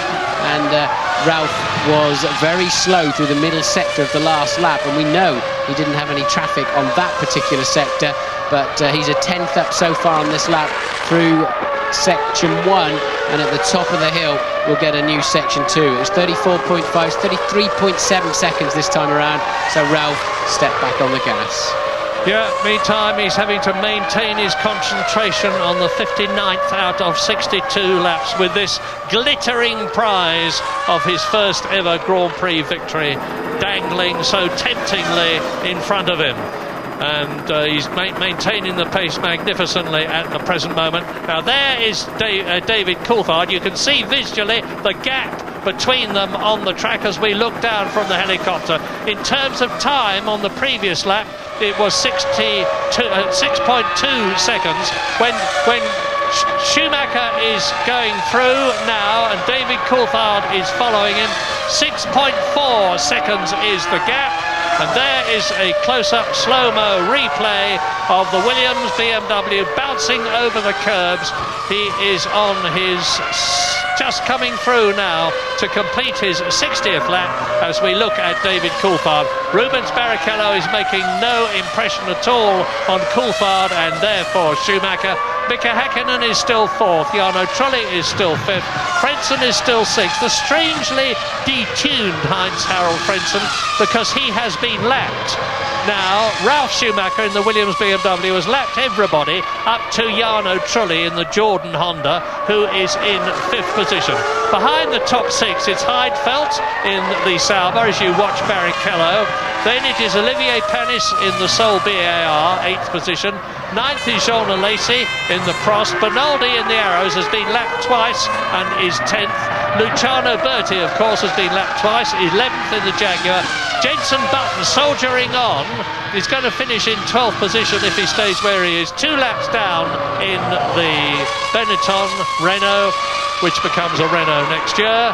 And the retirements, with the most recent one first, are Tasso Marquez in the Minardi, Montoya in the Williams, Irvine in the Jaguar, Fisichella in the Benetton Villeneuve in the BAR, Mazzacani in the Prost, Michael Schumacher out in the Ferrari, Kimi Räikkönen in the Sauber, Jos Verstappen in the Arrows, Fernando Alonso in the Minardi. So Ferrari have got 1 car in the point scoring positions, the top 6. Williams have got 1 car, McLaren have got 2, and Jordan have got 2. And now the race leader, Ralf Schumacher, is on his 61st lap as Barrichello goes through, followed by Mika Häkkinen. The gap between them is 3.7 seconds. And unless something very dramatic indeed happens on this lap or the next one, it looks as though the race is set. I've said that before, only for things to change. Yeah, so Ferrari played a smart move, didn't they? Realising that they'd gone wrong with the hard tyre one-stopper.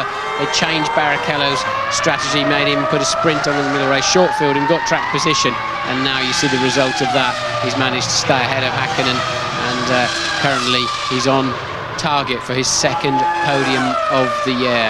This man, Ralf Schumacher, has not yet been on the podium this year and, of course, has never yet won a Grand Prix. So, final lap then, Murray. Yeah, there's just 3 laps now, 3 miles now between completing the lap and his first victory for Ralf Schumacher, who will thoroughly have deserved it. I told you he'd been 14 years in karts, and then he went up to Formula 3. Like his brother, he won at Macau. I was there when Michael Schumacher beat Mika Häkkinen so historically at Macau, and then his brother did the same thing. He shone at Monaco in Formula 3, won the Japanese championship in Formula 3000, did his apprenticeship there, and then drove for Jordan. Could have won the Belgian Grand Prix, he thought, but was given team instructions so that Damon Hill rightly could win the race. And now the Williams mechanics are crowding the pit lane to look over that safety glass. There is Patrick Head will be coming out, and Ralf Schumacher from Germany, the brother of Michael, is going to make his parents very, very happy indeed as he drops down the hill to the Rivazza. That is turn 14 and turn 15 in this 18-lap race. This is an historic victory for Ralf Schumacher. His first. Williams are back. BMW are winning their first race since they returned to Formula 1 4 races ago, and Ralf Schumacher wins for Williams, BMW and Michelin the San Marino Grand Prix at Imola. He richly deserved it. He dominated it all the way, but David Coulthard, by finishing second, now is equal in points with Michael Schumacher to lead the 2001 World Championship. There is a long, long way to go. This is only the 4th of 17 races, and this season is just going to go on getting better and better, with not just Ferrari and McLaren dominating things, but with Williams up there too, as Barrichello finishes 3rd, Häkkinen finishes 4th. The gap between Ferrari and McLaren in the Constructors' Championship comes down by 5 points, and we wait for Jarno Trulli Jordan and Frenson Jordan. There they are, finishing 5th and 6th. Yes, well, Eddie Jordan was lucky. Underpants badge he had on. His coach certainly worked out for him today with 3 World Championship points. Driver of the day, clearly Ralf Schumacher, brilliant start and dominated the race. Only David Coulthard was anywhere near his zone. The two of them in a class of their own this afternoon. Lacklustre drives really from Barrichello and Häkkinen and Schumacher while he was on the track. It just wasn't working out for them. And then the rest of the place is filled as much by unreliability as anything else. But good to see the Jordans up there in the top 6. Louise? With the victor, Frank Williams. Frank, is it good to be back? It's very good, actually. Everyone deserves this. They all worked hard as everybody else does. And Ralph triumphed magnificently today. He had it well under control all of the time. It was a stunning performance from Ralph, wasn't it? He's a winner. He's obviously reached the ranks of winners. And I think he'll make his own mark throughout the year. What does this mean to the team? Because you've waited a while for it, haven't you? Well, it means maybe we finally crossed the desert and got to the other end. In fact, I would say that definitely. The car is very competitive. BMW and Michelin, a great job in their own department. It's quite remarkable. Well done, Frank. Welcome back. Well, there we are. We've got the Williams coming in, Ralf Schumacher. Jonesy, the Williams team, I mean, you've been there. You're their favourite son. This would mean so much to them. Oh, look, it's fantastic. You know, as Martin said, it's an historic day. It's a return for Michelin. It's a great return for BMW. It's Ralf Schumacher's his brother now giving him the hug, and no doubt the fist will be going all over the place. It's his first ever Grand Prix, and when you've got the first one behind you, you think, right, the monkey's off the back, and you'll find now that Ralf Schumacher will drive better and better and better because he's got one put aside, and now he'll be a goer. And if you think about it, if Montoya wouldn't have been punted off at Brazil, BMW Williams would have won 50% of the Grand Prix we've had this year. Well, we were talking about that just while a commercial break was on there, and I mean, they had 30 laps they led it for. Absolutely. Verstappen rams him from the back. That takes him out. They've won this one. I mean, they've come back big time. In the practice session here at Imola, they had on the rear wing, apart from BMW Power, it had a little sign, "Keep your distance," written on the back of the wings, which is a rare display of humour from Frank. But they've obviously took it off for the race. Yeah, well, I mean, I think now this season's starting to unfold. We said at the start of the year when we were in Melbourne, we thought it was going to be one of the best seasons of all time. We're just waiting for the drivers to make their way up now to be interviewed. But the way it's working out, I mean, it's really getting competitive now. I mean, Ferrari started with so much confidence, now starting to look like they're struggling a bit. Yeah, well, I mean, they've just had a bad day, and everyone's got to have a bad day. I wouldn't count them out, that's for sure. But I mean, Honda will come back. I mean, Honda, make a very powerful engine. I think Jordan will probably bounce back. BAR up there. I think it's going to be a wonderful season in terms of seeing different makes and different drivers up on the podium, which is terrific. What do you think, though, when you look at Mika Häkkinen now? I mean, here's a man that was back-to-back champion, so confident, and yet Coulthard's just driving rings for him at the moment. Well, Coulthard did that a couple of years ago, if you remember. Started off with a bit of a spurt like that, and Mika came back. I wouldn't, discount Mika. I mean, he's still got the fire in his belly, and he's still one of the best drivers out there, bar none. So my interest will be to see how he comes back. It'll be to see how BAR and Jordan come back. I think Williams will go from strength to strength. There's no doubt about that. All right, there we are out on the podium before the interviews commence, obviously. And Ralph Schumacher will stand by for the national anthem, but what a fantastic moment for Williams. They are back, as Murray said.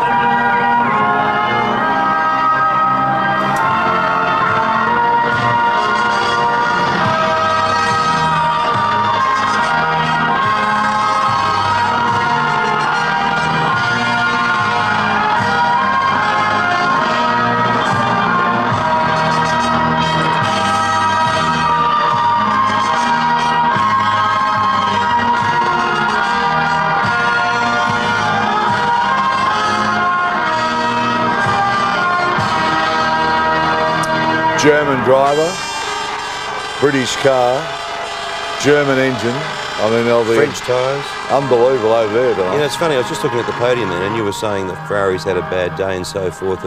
But at the end of the day, they're in third spot.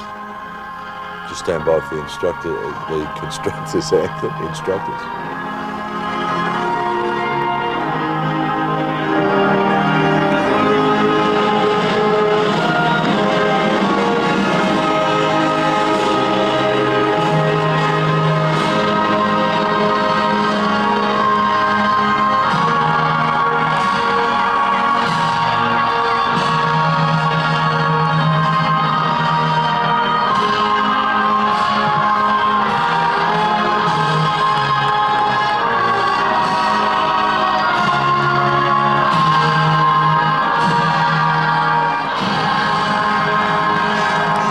Yeah, you're right, Jonesy. I mean, there's three manufacturers up there represented, and we say Ferrari's had an awful day, but you're right. I mean, they're still there on the podium. Yeah, it's a bad day for them, and it'd be a ripper day for a lot of other teams.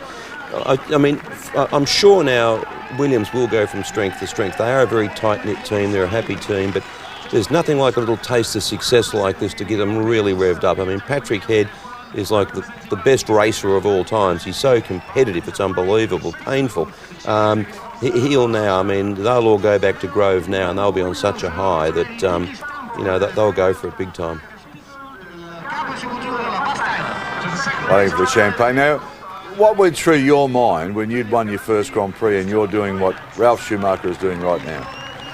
Well, when you start out racing cars, it's your goal to get into Formula One, and then you get into Formula One, it's your goal to win a Grand Prix, and when you win a Grand Prix, it's your goal to win the championship. So, I mean, obviously, Ralph's in Formula One, he's now won his first, and he'll be thinking to himself, hey, I didn't really do a great deal different today than what I've been doing for the last couple of years. I've just got a better horse under me.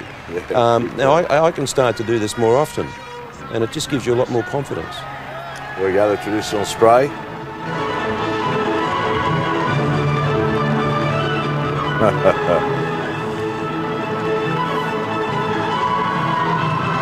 Fantastic. Coulthard, very consistent, isn't he? Well, now he's leading the championship equally with Michael Schumacher, so once again that will really get McLaren up and going. They're saying, OK, we've got a driver here now that's equal first in the championship, let's keep him there. I think this is going to be a really good year. I mean, it's going to be very interesting. Well, I think we felt that way after talking to so many people in Melbourne, I mean, you had that feeling that the season was going to just explode. With so many cars now closing the gap to Ferrari and McLaren, it really is getting interesting. Well, there you go. Ralf Schumacher, his first ever Grand Prix victory for Williams. David Coulthard consolidating his championship lead alongside Michael Schumacher. Rubens Barrichello for Ferrari. Mika Häkkinen 4th. Jarno Trulli 5th. Heinz-Harald Frentzen in 6th.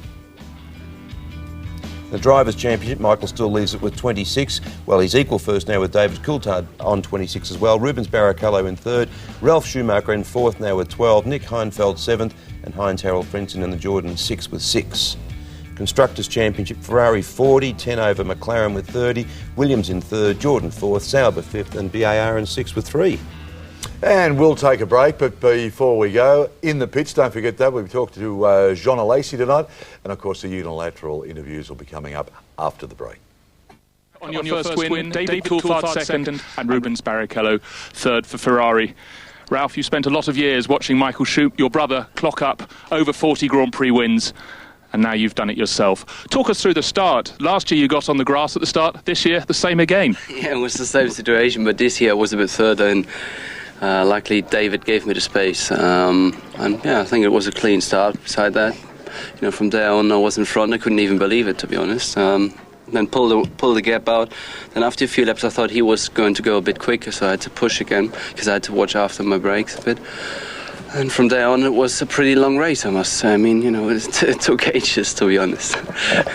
But notably, you led every single lap of the race. David was about 3 seconds behind when you came in for your first pit stop. But I noticed after that pit stop and after your second, you were very quick straight out of the pits. Did your tyres heat up super fast? You were very competitive. Yeah, I mean, as we saw in previous races, we just were caught out by a bit of bad luck, really. I mean, the Michelin is a great tyre, and especially in race conditions, is doing a great job, and we saw that today.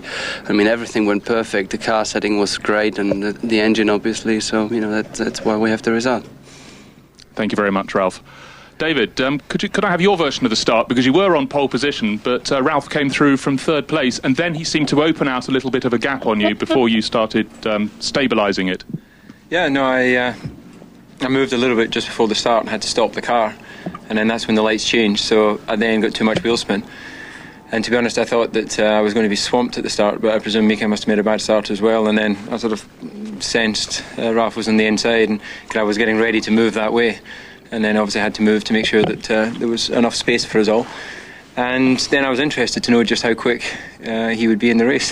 And obviously, to my great disappointment, I found out he was quicker than I was. So, you know, congratulations to Ralf on his first victory, and to Williams BMW. We mentioned how Ralf seemed very quick after his pit stops, but your second set of tyres, they didn't seem to be, from the outside, as competitive as your first and third sets of tyres. Is that correct? I had a little bit of inconsistency set to set, which made it difficult for me to be really pushing the whole race. So I'd say that, in actual fact, this is probably the most difficult Grand Prix I've had this season in terms of balance. But if you can still pick up 6 points in those situations, then you know, it all helps for the championship. Absolutely. Thank you very much, David. Rubens, mixed starts from Ralf and David, but yours seemed to be very slow away. Were you carrying a lot of fuel because you then ran on for 30 laps, fully half of the race? Well, I think we had a great strategy, to be honest with you. I had a slow start. I had too much wheel spin, but then, you know, I could follow everyone. I didn't know how many times they would stop, and I was just trying to overtake. I mean, Imola is very, very difficult to do that. I was losing time behind Mika, and luckily I had 3 more laps when he came into the pit, so I could go fast, and you know, and then my race was decided there. It was a great race for me because I started from so far back. It was good to come up, do some quick laps, and finish on the podium. Now, in the very early laps, Michael appeared to make a mistake and you moved past him. I don't know if he had a problem, but then later in the race, obviously, Michael came in. Was it relayed to you what the problem was with his car, and did you start thinking it could happen to yours as well? I didn't know what was going on with Michael. I saw that he had a problem with the balance, and probably he wasn't very good on braking.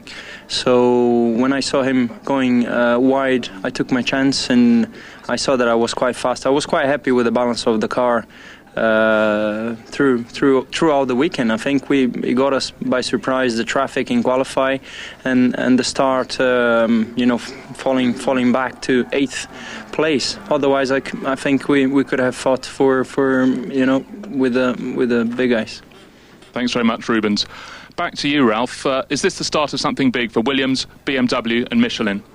3 marked companies that are getting back onto the big stage. Well, I mean, it might be a bit early, but we have been pretty strong the whole season. Obviously, have been caught up by some bad luck till now. But, I think we have to keep on working. We have a great package together. We just need to improve it bit by bit, and it might be possible. We'll see. We try our best. Thank you very much, Ralph. Now, Rubens and...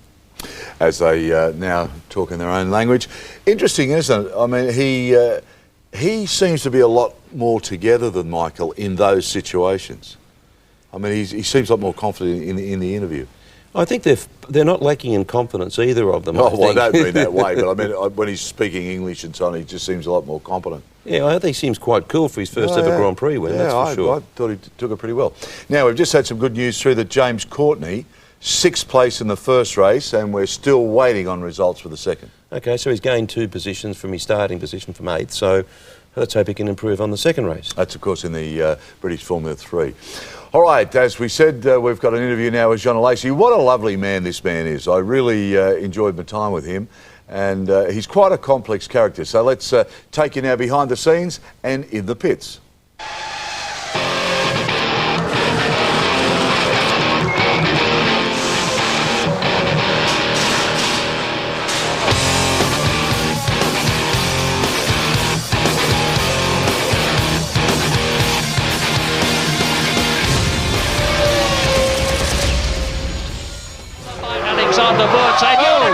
And there's and the cars whizzed through the frame and us didn't spot which ones they were. 2 wheels off, that's a nasty one.